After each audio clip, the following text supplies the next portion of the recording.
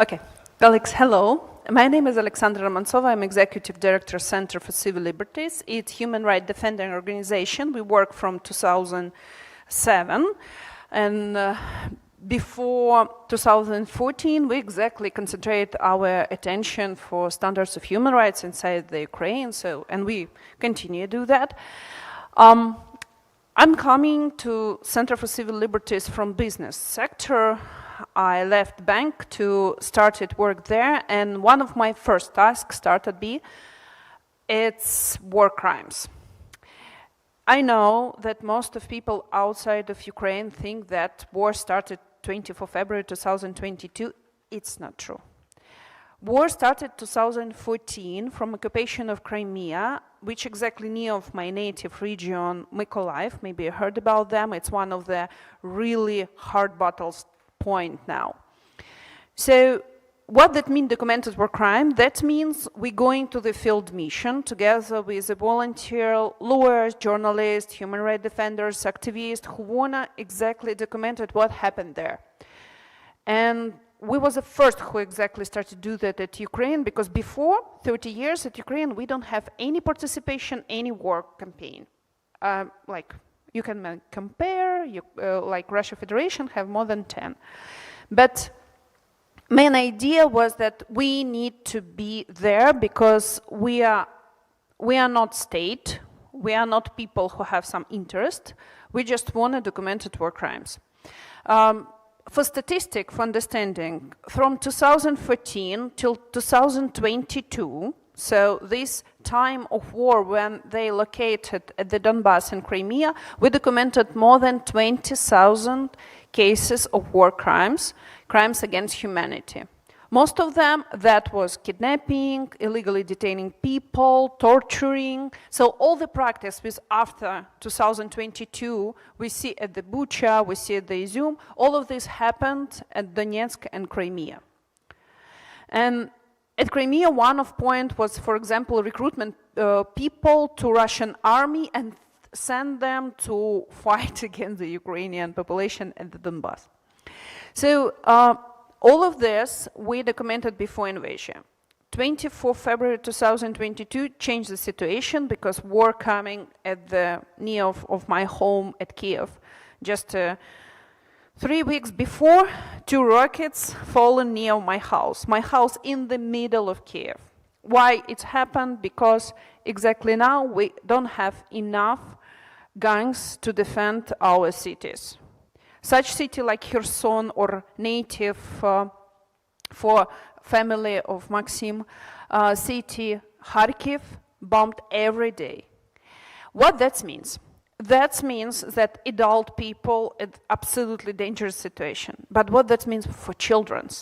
That means the children at the war zone were absolutely impossible protect themselves totally. But what we can do, we can move them from there for secure region, or we can help them even. International humanitarian law speak about that you need to remove them from unsecured region or unsecured zone. But what happened with the children who controlled by Russian forces? Because this territory was occupied, or because, for example, relatives who doesn't have any opportunity cross the front line because Russian forces don't give green corridors for evacuation civilians. So they need to go to the territory of Russia Federation to go around of Ukraine territory who exactly at the attack and going to Europe, and after this back to Ukraine. So it's one of situation after which we have a children who stay at the territory of Russia Federation absolutely under control of Russian powers.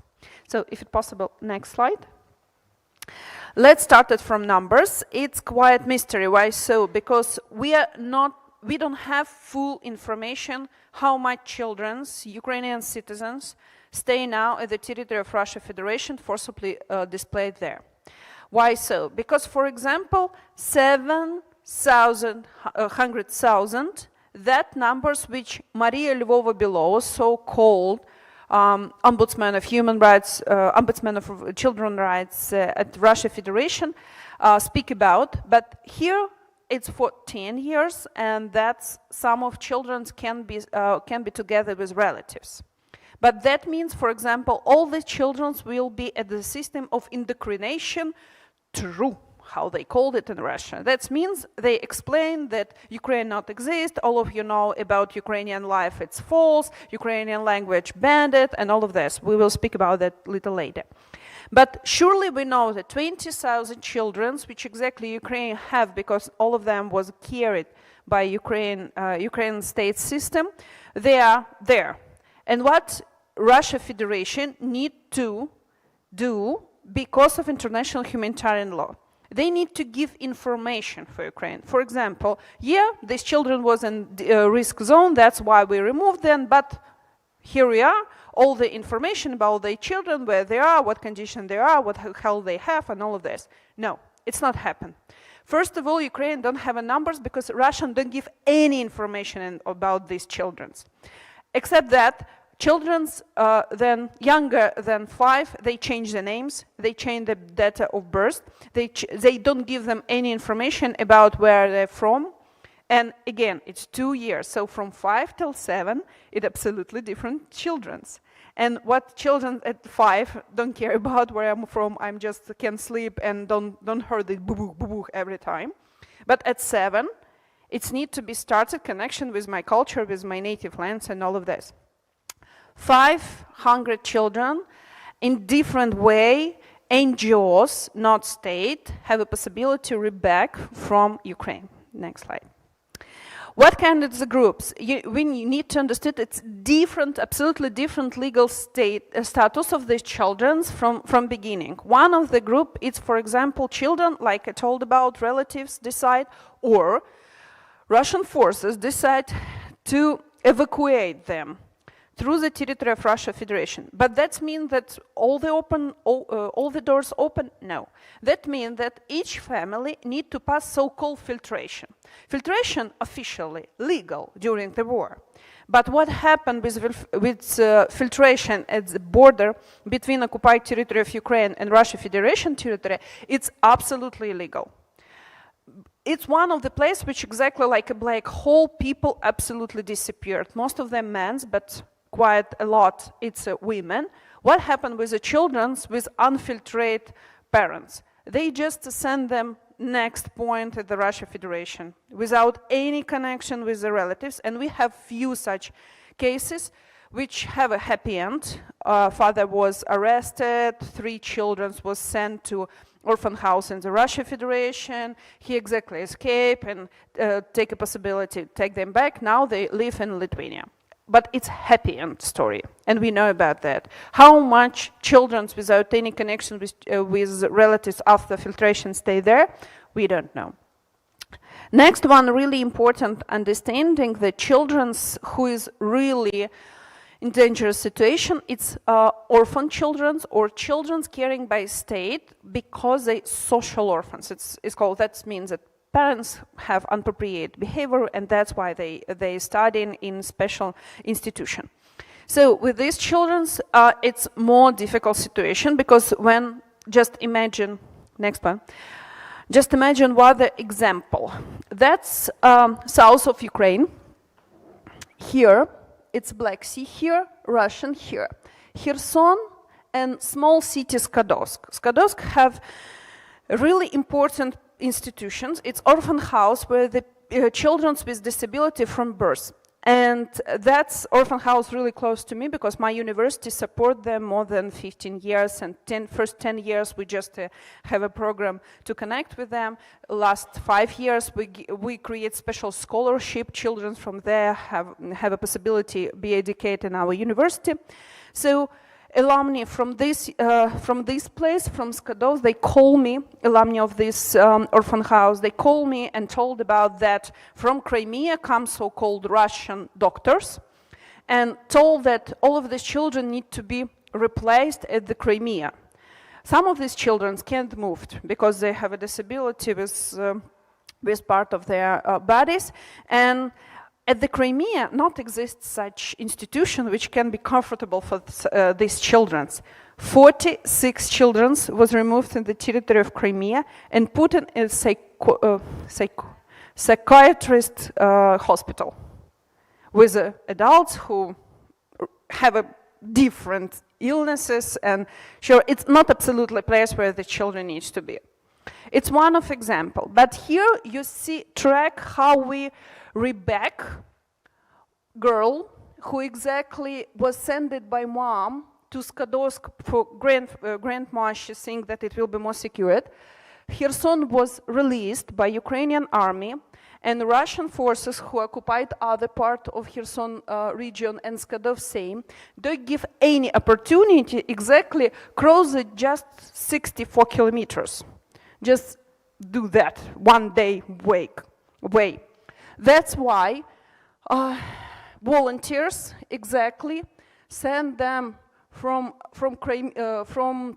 Kherson region to Crimea, Kuban, it's region of Russia Federation. After this, as you see, to Moscow, from Moscow to Belarus, Minsk. After this to Warsaw, and bring her back to Kherson to her mom. And it's a good story. I mean, happy end story. It's a huge problem because, first of all, state authorities of Russia Federation don't give you opportunity just take them back because you're responsible state representative. No, only if you have relatives, blood relatives who have documents, and you come to Russia Federation, you spend a few months there, it's not cheap, absolutely. And we have one cases when grandma coming to her two grandsons, and she was asking by FSB, it's Federal Security Bureau, it's Security Service Russia Federation, and she's dying by heart attack. And now we need to reback not only these two children's body of their grandma. So it's a dangerous way, it's a huge numerous of different transport, and all this time you are not sure that Russian border guards not told you that they are Russian citizens. We don't give any permission to get out from here. Next one. Like Elvis really important says that we don't have a time. Childhood, it's absolutely will finish after some age. And a lot of teenagers who now bring into the territory of Russia Federation, and we have possibility bring them back, that three really good, happy story because they finished that children stay at the security at the territory of Ukraine together with their parents or relatives. But all of these children who we return, we can speak with, and they describe how this process feeling. Because Russia Federation looks like rich country, but any comfortable process inside this rich country for children not exist, even for Russian children.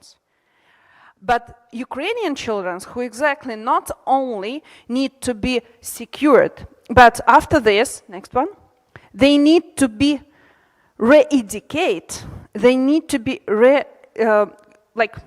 renew their personal identity. And these children comes to the school, whereas the other children, Russian children, every day from TV listen about fascist, Ukronazist, and all of this. How it's finished? It's finished fighting. It's finished by bullying. It's finished exactly the children not going to the school. Because these children, it's like 13, 15 years old, and somebody told them, we know how that was in Kiev, and they seem to know it. That was absolutely normal. My family speak Russian, for example, like my family, and nobody exactly don't have any problem with that. They can, they broke this virtual reality which exactly Russian television create. And for your understanding, Maria Lvova-Belova, this ombudsman for children's rights at Ukraine, told about the children was not adept, but we have information for more than 200 children who was adopted by Russian families, and at the beginning 2023, 5 of these children died. One of, we have reason, suicide. Nobody investigate what happened. And here you see that it's not only Russia Federation use it for their structure to re-educate these children.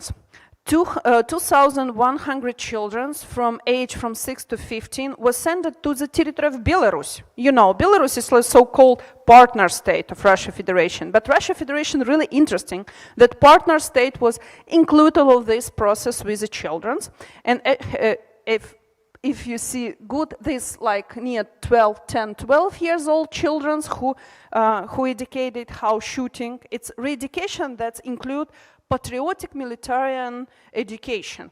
Here, young, really small girl, like till 5, she had a weapon here. So it's not only, it's absolutely every time speaking that best career, it's exactly army, Russian army, every day. And last exactly my slide. It's not so easy exactly going from children from Ukraine, from occupied territory. It's Ukraine, it's occupied territory. It's Artsykh, it's from here. They bring, and they send them to so-called rest camp to Belarus all this way. Why? Because Russia Federation spread the idea that you could re-educate these children till they're not feeling they absolutely Russians. But in same way, Ministry of Foreign Affairs, Ministry of, they call education, yeah, просвещение, education, I don't know, просвещение, education, yeah. Ministry of Education, Russia Federation have a lot of instruction, which exactly independent Russian journalists put in at their article about that all of the structure of Russia Federation feel that these children's potential terrorists, and they can resist, because they don't have natural for Russian children's like willing to respect Russian state. So these children who put the questions, speak about what they truly know, their life in Ukraine, they think they're a potential terrorists. What that means? That means most of them at 18 years will be providing going to army. Because what happened now with demographic at the Russia Federation, they send to the army whole who exactly they're not interested in. They're not interested at the population of ethnic republic, where the people looks like Asian, where the people looks like Arabic type. They send them to army and they stealing from the territory of Ukraine European-looking children and trying to reintegrate them to the understanding great Russia. It's not a problem with the Russian language. It's not a problem with the Russian like ethnic group or identity. It's a problem then Russian now that means supporting Putin politics. That's a problem because it's politics not about human rights. And Russia Federation absolutely destroyed a system of human rights 20 years before started, and there are two big differences between Ukraine and Russian society. We 30 years live and trying to solve our problem using the freedoms, freedom of speech, freedom of peaceful demonstration, freedom of movement, association, all of this, which give you fundamental political rights. Russia Federation cut for any person who trying to stop this shrinking of space for human rights. All these people now on the jail, push out from the country, unlike my friend Oleg Orlov, human rights defenders from Russian Memorial, need to sit at the jail 2.5 years because he wrote an article about truth.